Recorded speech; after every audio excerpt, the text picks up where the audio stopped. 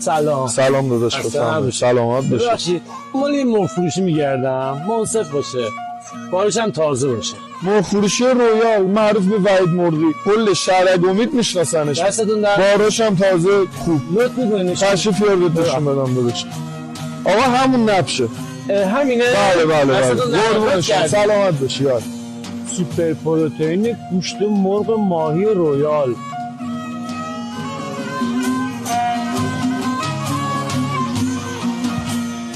سلام علیکم.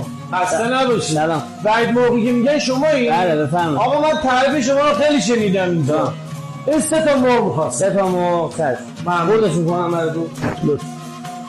مناسبت عید نوروز هر کسی توی فروشگاه بالای 5 میلیون خرید کنه 2 بسته میگو نیم کیلویی شامپیون میدیم.